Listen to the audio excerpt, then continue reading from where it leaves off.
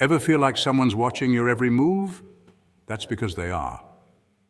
Chosen one, whether you realize it or not, you're under observation, not because you're doing something wrong, but because you've done something right. You've made it through a fire, most wouldn't survive, and now people can't look away. There's something magnetic about you. You walk into a room and suddenly the atmosphere shifts. You haven't said a word, but people are alert, curious, and almost unsettled. Why? Because you carry something they can't define but can't ignore. It's not arrogance, it's not flashiness. It's the unmistakable aura of someone who's been forged in trials and didn't just survive but transformed. Take the story of Amara. She was dismissed and doubted, growing up in an environment that didn't nurture her potential but tried to bury it. She was mocked, overlooked, and treated as insignificant. But Amara had something no one could take away, an inner calling. She didn't argue with those who belittled her. She didn't post motivational speeches online or demand recognition. Instead, she worked in silence, healed in solitude, and rose with grace. Years later, the very people who underestimated her found themselves sitting around a table discussing her success, asking, how did she do it? What they didn't realize is that Amara didn't chase success, she became it. That's what happens to those who are chosen. You are now a walking testimony of divine resilience. People are studying your reactions, your peace under pressure, your refusal to be petty. Your light exposes what others are still trying to hide. You didn't trade your soul for status. You didn't manipulate your way to the top. You stayed true, and the universe, or rather the God who called you, honored that. Your glow, it's not from luxury brands or stage perfection. It's from grace, character, and faithfulness. And here's the truth. People often study what they don't understand. You're not loud, but your presence is. You're not perfect, but your progress is powerful. The quote says it best: those who carry the light will always be studied by those lost in the dark. You are that light, so yes, you're being watched. But not for entertainment, you're being watched because you carry answers. This video will break down exactly why you're being studied, the signs that you've truly elevated, and how to stay grounded while the world watches. Stick with me, chosen one. Your breakthrough is no longer coming. It's already here. Point 1. You radiate authentic power without trying. Chosen ones, let's tell the truth with our whole chest. Your presence doesn't just enter a room, it rearranges it. And no, it's not because of your outfit, your car, or your Instagram following. It's because of your frequency. Your energy carries spiritual weight. When you walk in, people might not know what it is exactly, but they feel something. It's that divine resonance. You're not loud, but your soul speaks volumes. Your aura slices through the noise, cutting past fake smiles, pretentious conversations, and shallow vibes. You bring truth into the room, and truth has a way of making people wildly uncomfortable, especially those who thrive in deception. Here's the thing most won't say out loud. You freak people out without trying. They stare. They whisper. They monitor you from a distance. Not because you're doing anything outrageous, but because you're doing something uncommon. You're walking in your true self. In a culture where everyone is auditioning for approval, you already own your stage. While others are desperately performing, you're simply being. And that being, it's anointed. It's undeniable, it's unsettling to those who build their identity on applause and comparison. You've become a living mirror, reflecting back to people the parts of themselves they've hidden or abandoned. That's why your silence speaks louder than someone else's shout. Your presence calls things out without saying a word. And for the record, that's not arrogance, it's alignment. When you're spiritually aligned, grounded, and walking in divine truth, you don't need to explain your value. It emanates. That level of authenticity can't be faked. It can't be mimicked.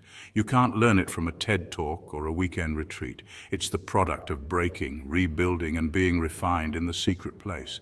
People sense that you've been through fire and didn't come out smelling like smoke, that you've cried in silence and came back with strategy.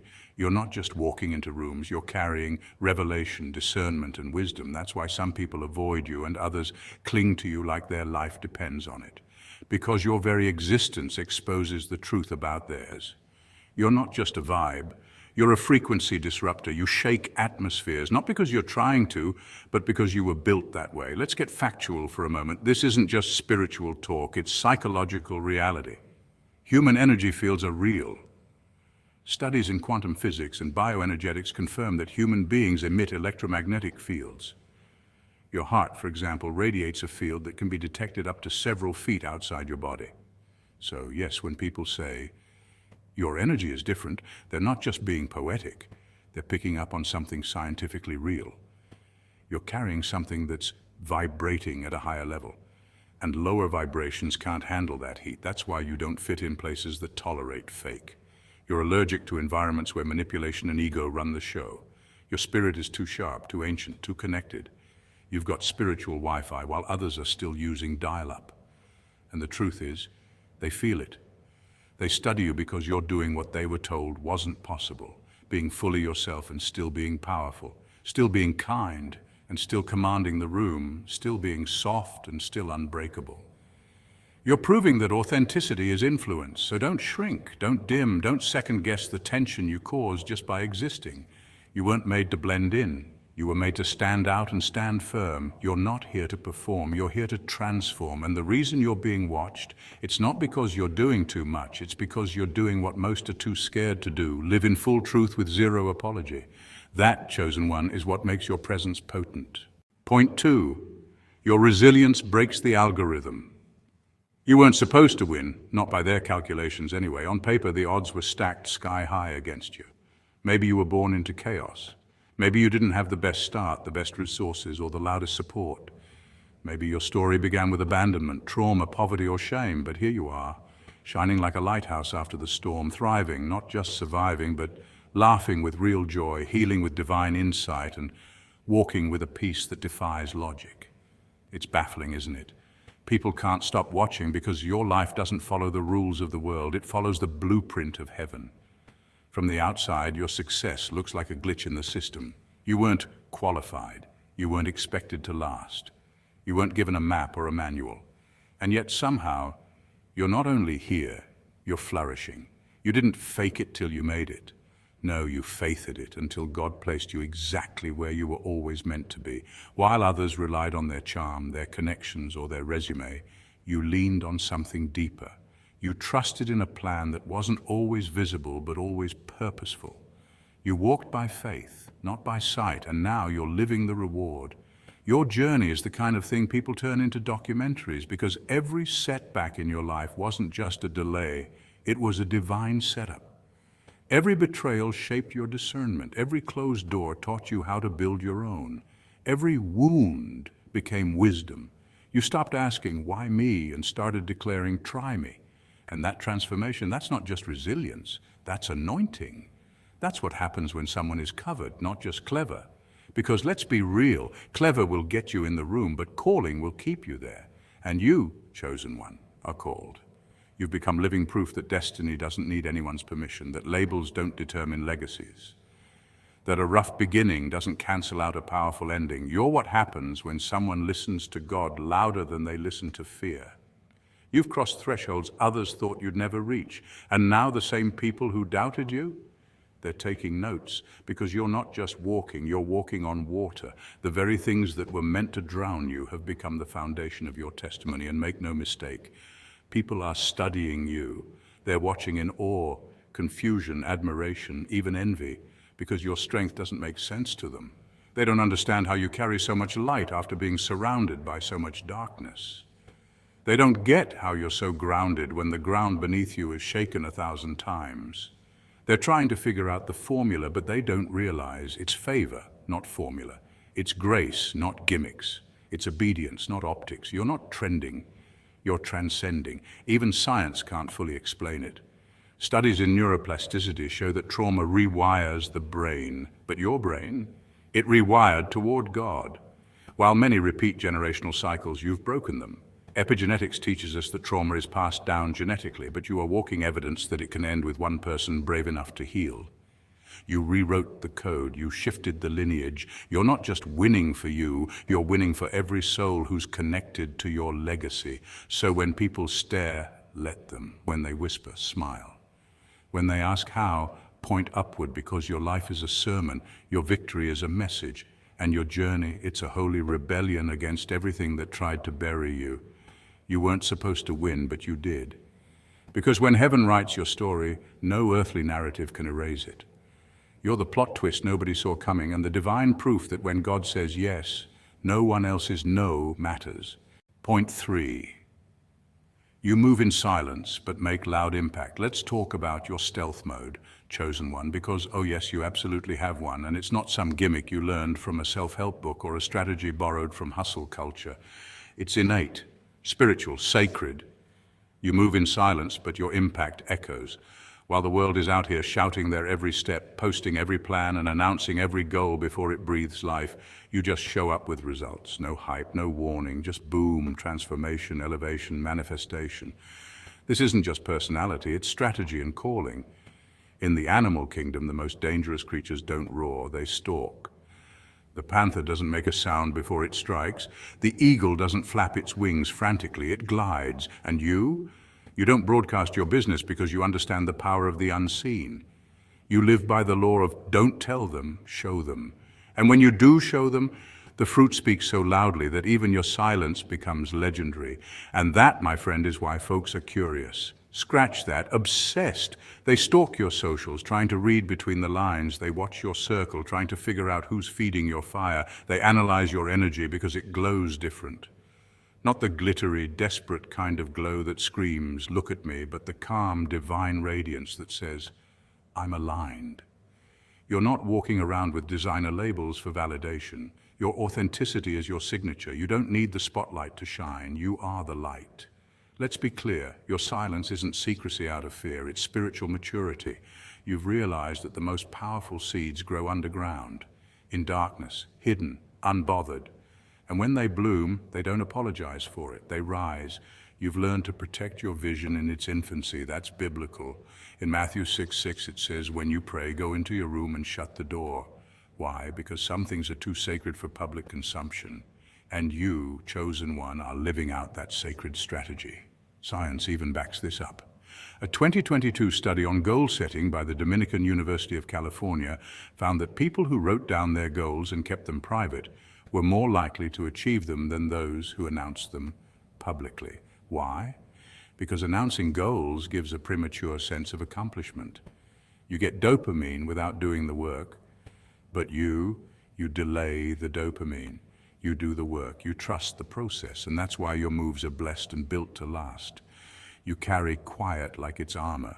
You enter loud rooms and don't raise your voice, yet people hush themselves when you speak. That's not intimidation, it's presence. You radiate inner authority, and that's more powerful than any title. You don't play chess with clout. You're not auditioning for approval. You've tapped into purpose, and that purpose is magnetic. Purpose doesn't need applause to be effective. Purpose doesn't beg for attention. It demands results. And your results? Unmistakable. You confuse people because you refuse to play by the world's rules. While they're chasing virality, you're cultivating value.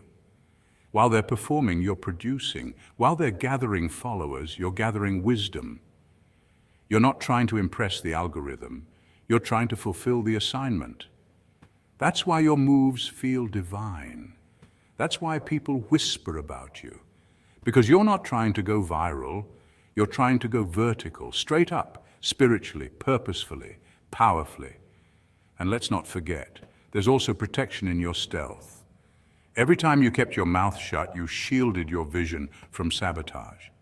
Every time you walked away quietly, you avoided battles meant to drain you. Every time you chose purpose over performance, you aligned yourself with destiny instead of distraction. That's not just wisdom, it's spiritual warfare, and you're winning it quietly. So the next time someone says you've been quiet lately, just smile. Because quiet isn't weakness, it's warfare. It's wisdom, it's work. And when your next move shows up, it won't need an introduction. The impact will say it all, because when chosen ones move, they don't announce storms, they become them. Point 4, you operate with divine timing. You're not in a rush, chosen one. You're moving to the rhythm of something far greater than a calendar, a clock, or a 5-year plan. While the world races around you, chasing milestones and checking boxes, you are attuned to something sacred, divine timing. This isn't just poetic language, it's spiritual alignment. You've come to understand that delay does not mean denial, and that waiting isn't wasting, it's preparation. And that's the part that truly messes with people's heads, because in a culture obsessed with immediacy, instant success, instant validation, instant gratification, you are the anomaly, the one who trusts in process over panic. The one who doesn't fold under pressure because you know the pressure is part of the promise. Faith, real faith, is hard to comprehend for those addicted to speed. You're not skipping steps, you're honoring them. You understand something deep, something most overlook. Timing is spiritual currency. Rushing can rob you of lessons while waiting positions you for legacy. There's even neuroscience to support this truth. Studies from Stanford University show that the prefrontal cortex, the part of the brain responsible for long-term decision-making, is activated more when people delay gratification. It's the same principle behind the famous marshmallow test, where children who waited for a second treat had better life outcomes later on. You, chosen one, have mastered the art of the wait, and the reward is favor, not just fruit. But let's not get it twisted. Your waiting season was not passive. It was packed with growth, pruning, learning, and yes, pain. You cried in silence, healed in private, and trained behind the curtain. And when the curtain finally lifted and your breakthrough took center stage, the world called it sudden. They thought you got lucky. But what looks sudden to others is actually the fruit of years spent watering, weeding, and working. You weren't standing still, you were being still. And that's a big difference. People want to reverse engineer your success. They start dissecting your choices, your career path, your relationships, your habits. How did they get here, they wonder? What was the blueprint? But what they don't realize is it was never about the how, it was always about the who. The one who guided you, the one who opened doors you didn't even knock on, the one who made a way when there wasn't even a sidewalk, let alone a road. That's why the math on your life doesn't add up, because it's not supposed to. God's favor on your life disrupts natural timelines. It bends what should have broken you into a blessing. It fast-forwards recovery, upgrades opportunities, and reroutes delays into divine detours. And when people try to fit your story into the box of logic, they short-circuit. Because logic can't explain why someone who went through what you did didn't just survive, but thrived. Logic can't explain the peace you carry after storms that should have wrecked you. Logic can't explain why doors that are shut for everyone else seem to swing open for you at just the right moment. But you know you're not lucky, you're appointed. That appointment came with oil, with warfare, with preparation in the dark. The spotlight never made you, it only revealed you. That's why you walk differently. That's why you don't panic like others. You know who holds the pen, and you trust the plot, even when it twists. So while the world is out here racing the clock, you're walking with kingdom cadence. You're not pressed for time because you're pressed into purpose. You're not trying to beat the algorithm, you're moving with the Almighty. And when your time comes, it hits like a flood. Not because you pushed it, but because you were positioned. So breathe, chosen one. Your delay is divine. Your detour is destined. And when that promise shows up, it won't be late. It'll be right on time. Heaven's time. Point 5, your spirit can't be replicated. Here's the real T, chosen one. They can try to copy your walk, your talk, your swag, your smile, your style, even your silence. But it still won't hit the same. And here's why. Your spirit is one of a kind. You weren't made in a factory or built by the algorithm. You were handcrafted by the divine with fingerprints of purpose, dripped in originality and sealed with the breath of God. You don't just exist, you resonate. That's the part they can't duplicate, because while they're busy rehearsing to impress, you're out here being authentic without trying. That calm in your eyes, that joy in your laugh, that weight in your presence, it's not performative. It's proof that you carry something heaven-made. And what really throws people off is how unbothered you are. You walk into a room and don't feel the need to dominate it, but somehow it shifts to accommodate you. Not because you're loud, but because your spirit speaks. You're not competing with anyone, you're just aligned. Your confidence doesn't scream, it whispers with power. That's not something you can learn on YouTube or fake on social media. It comes from within, from years of refining, stripping, rebuilding, and healing. And that's the plot twist people never see. They envy the glow, but ignore the grind. You see, people who live off imitation crave formula.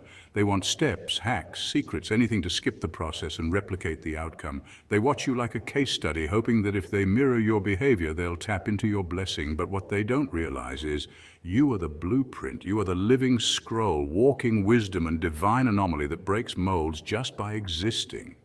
That's why it doesn't matter how closely they mimic your moves. It still won't unlock the oil, because the oil was never in the action. It's in the anointing. Let's get scientific for a second.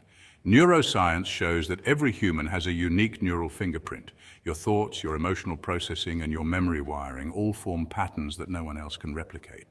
It's like a brain-based DNA. That same uniqueness applies to your soul. Your purpose, your calling, your life assignment, it's tailored. And no matter how good someone is at copying your rhythm, they will never carry your reasons. They can imitate your fruit, but they don't have your root. Even spiritually, the Bible says, you are a chosen people, a royal priesthood, a holy nation, God's special possession. 1 Peter 2:9. That's not metaphor, that's identity. That means your journey isn't random, your fire isn't by chance, and your shine isn't cosmetic. It's covenant. That covenant can't be copied because it came with battles only you were built to win. The demons you've faced, the valleys you've crawled through, the betrayals you forgave, the secrets you kept, and the prayers you whispered at 2 a.m. That's the part nobody sees. That's what makes your presence so rare. And let's talk about truth for a second, because you don't chase trends, you carry truth. You don't need gimmicks to stand out, you just show up as yourself, and it's magnetic. That frustrates people who built their identity on borrowed aesthetics. You're not trying to be viral, you're trying to be vital. And that difference is what sets you apart. It's also why people draw close, hoping something in your orbit will rub off on them. They think proximity will unlock the secret. But here's the twist. You are the code. You are the living evidence that when purpose meets obedience, it produces something the world can't label. So keep being uncopyable. Keep walking in that strange glow that doesn't need validation. Let them watch, let them study, let them guess. Because even with all their efforts to imitate, they'll always fall short, because heaven doesn't mass produce chosen ones. Point 6. You've mastered the art of emotional alchemy. Your emotions don't rule you, they serve you. That, right there, is a spiritual flex most people can't comprehend.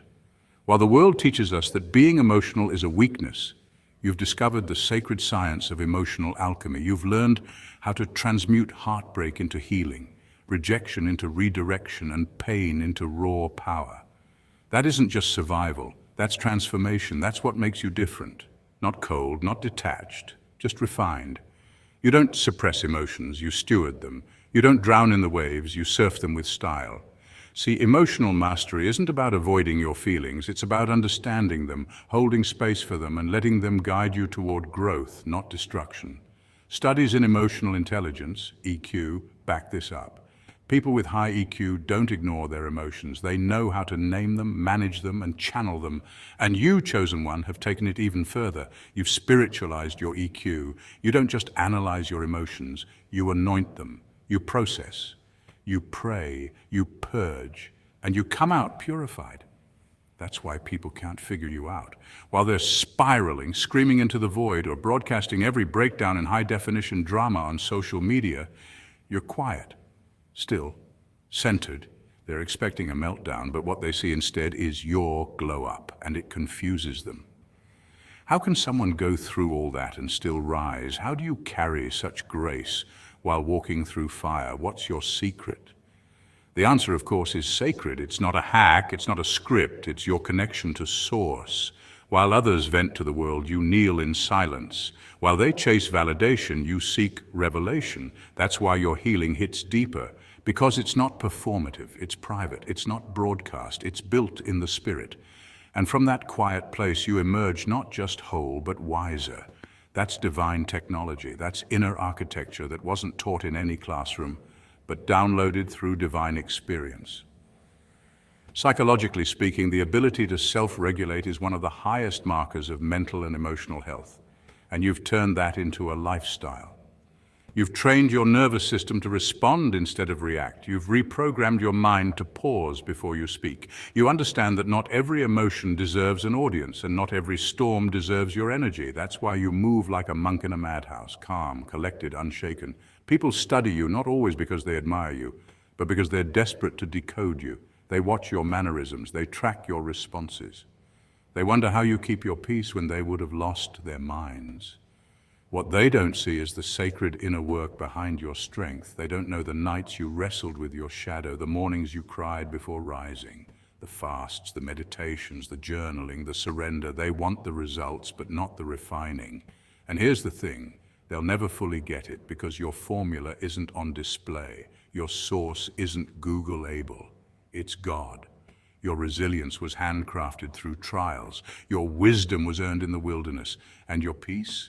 Your peace was paid for with tears, trust, and time. You didn't buy it, you became it. So don't be surprised when your emotional maturity intimidates the emotionally impulsive. Don't flinch when your peace agitates their chaos. You weren't built to blend in. You were designed to demonstrate, to show what spiritual strength looks like in human form, to reveal what happens when emotions aren't enemies but allies. You are the blueprint for divine emotional intelligence. You don't avoid the storm, you enter it with God as your anchor. And when you emerge, the storm is changed, not you. So let them watch, let them wonder, but just know they're not just studying your calm, they're witnessing your covenant. And that, chosen one, is a power no one can replicate. Point 7. You made it without losing yourself. And finally, this is the one that really stirs people up. You made it, chosen one.